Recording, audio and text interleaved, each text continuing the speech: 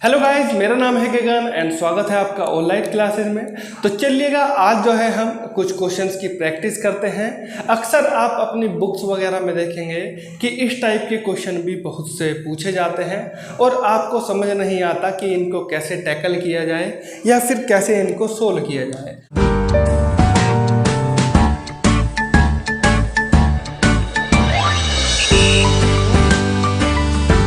तो सबसे पहले मैं आपको बता दूं कि फाइंड रेसिप्रोकल। रेसिप्रोकल मतलब होता है उल्टा। क्या होता है जी? उल्टा। जैसे बॉयज का उल्टा गर्ल होता है, फादर का उल्टा क्या होता है? मदर होती है, छोटे का उल्टा क्या होता है? बड़ा होता है, और लंबे का उल्टा भी क्या होता है? छोटा होता है।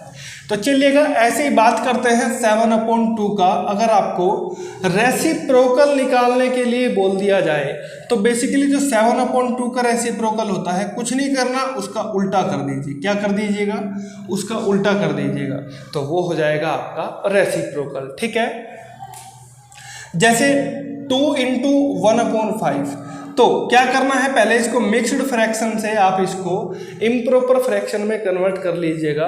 तो 5 की मल्टीप्लाई 2 में कर देंगे तो 10 आ जाएगा, और 10 को आप 1 में ऐड कर देंगे तो 11/5। तो इसका आपको रेसिप्रोकल बताना है। तो रेसिप्रोकल बताने के लिए इसको आपको उल्टा करना पड़ेगा। तो 5/5 11 क्या हो जाएगा? इसका रेसिप्रोकल हो जाएगा। ठीक है।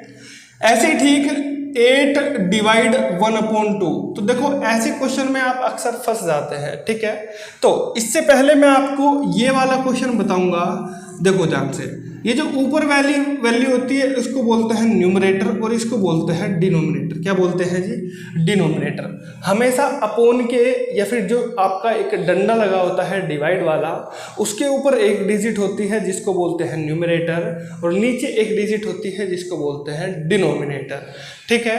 तो हमेशा न्यूमरेटर और डिनोमिनेटर आपको कभी कभी वो एक चीज गायब कर देता है, या तो न्यूमरेटर गायब कर देगा या डिनोमिनेटर गायब कर देगा।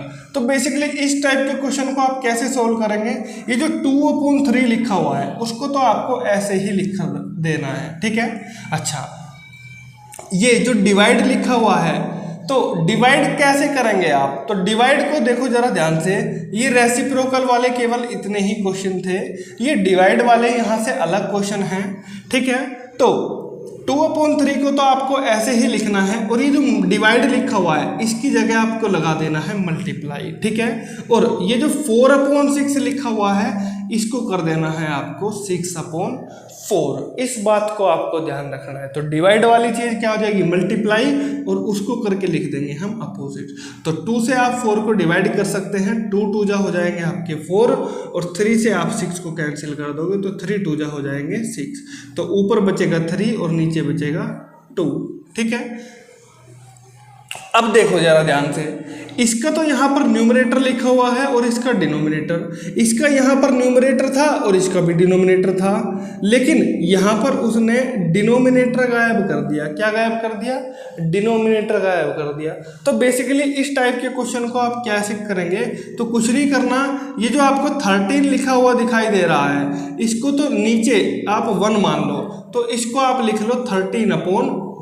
कुछ नहीं करना, डिवाइड की जगह क्या कर दो? मल्टीप्लाई कर दो, और इसको ऊपर करके लिख दो 7/13। तो 13 से 13 कैंसिल, आंसर आ जाएगा आपका 7/1। और 7/1 कितना होता है? 1 से जब आप 7 को डिवाइड करोगे तो कितना आएगा? 1 7 जा 7, तो आंसर आ जाएगा आपका 7। ठीक है। ऐसे ही इस क्वेश्चन को करना है आपको, ये आप खुद करेंगे।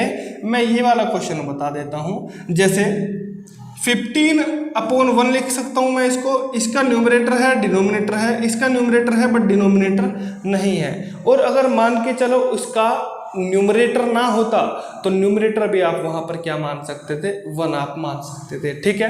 तो चलिएगा देखिए कैसे करेंगे इसको। 15/1 को ऐसे ही लिखना है, और ये है आपका डिवाइड। 7 2 जो होते हैं 14, और 14 में 1 जोड़ दिए तो 15/7। अब कुछ नहीं करना, पहले वाले की तरह कर दीजिएगा क्वेश्चन को। मल्टीप्लाई है तो डिवाइड कर दीजिएगा, 15/7 है तो 7/15। 15 से 15 कैंसिल, तो ये आंसर आ जाएगा आपका 7/1। This is your answer.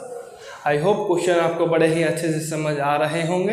तो चलिएगा आज हम सीखते हैं कि दो फ्रैक्शन को कैसे बताएं कि कौन सा फ्रैक्शन छोटा होगा और कौन सा फ्रैक्शन क्या होगा, ग्रेटर होगा। तो देखो बिल्कुल सिंपल सा रूल है, इसके मैं आपको 2-3 रूल बताऊंगा, जो भी रूल आपको अच्छा लगे वो वाला रूल आप सीख लीजिएगा। और एक रूल ऐसा है जिसको आप हर जगह भी अप्लाई कर सकते हो, तो बड़े ही आसान तरीके से आप क्वेश्चन को बता पाएंगे।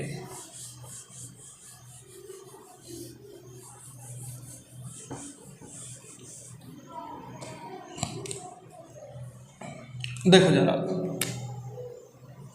जैसे 3/2 और 4/6, इसके अंदर आपको बताना है कौन सी डिजिट जो है, कौन सी फ्रैक्शन ग्रेटर होगी। तो सबसे पहले आपको क्या काम करना है, सबसे पहले आप क्या कीजिएगा, इसको करने से पहले आपको मुझे 2-3 क्वेश्चन करने पड़ेंगे। देखो जैसे पहला क्वेश्चन है 3/7 और 2/7। थर्ड क्वेश्चन है आपका 7/3 एंड 7/2। ठीक है, ये 3 टाइप के क्वेश्चन इसके अंदर बनते हैं। कैसे, देखो सबसे पहले आपको ध्यान रखना है, अगर आपको डिनोमिनेटर सेम हो, क्या हो जी, अगर आपको डिनोमिनेटर सेम दिया हुआ हो तो डिनोमिनेटर को आपको कैंसिल कर देना है, छोड़ देना है, यानी कि डिनोमिनेटर आपको नहीं देखना है। तो ऊपर वाली जो डिजिट जोन सी बड़ी होगी वही आपकी क्या हो जाएगी, बड़ी हो जाएगी। तो 3/7 और 2/7 में कौन सा ग्रेटर होगा, आप कहोगे सर 3/7। तो बिल्कुल बहुत अच्छी बात है। तो अगर आपको न्यूमरेटर सेम दिखाई दे, क्या सेम दिखाई दे, न्यूमरेटर सेम दिखाई दे, तो आप कैसे करोगे, तो आपको करना है जो डिजिट ग्रेटर दिखाई दे रही है और उसको तो आपको छोड़ देना है, जो डिजिट सेम हो उसको आपको छोड़ देना है, उसकी टेंशन नहीं लेनी है। ठीक है, तो 7 छोड़ दिया हमने, बिल्कुल छोड़ दिया है। तो जो डिजिट बड़ी दिखाई दे रही है एक्चुअल में वो बड़ी नहीं है, वो क्या रहेगी, छोटी रहेगी। तो जो छोटी दिखाई दे रही है वो हो जाएगी आपकी ग्रेटर। तो आंसर आ जाएगा आपका ये। ठीक है, अब एक तरीका और है इस क्वेश्चन को करने का, कैसे, क्रॉस मल्टीप्लाई करके। जैसे 7 की 3 में मल्टीप्लाई कर देंगे तो आ जाएगा आपका 7 3 जा 21, और 7 की 2 में मल्टीप्लाई करी तो 7 2 जा कितना होता है, 14 होता है। ठीक है जी, तो जो ग्रेटर है वो आपको बिल्कुल ऑलरेडी साइन लगा हुआ है ऐसे ही। ठीक है, तो ऐसे ही इस क्वेश्चन को कर लीजिएगा।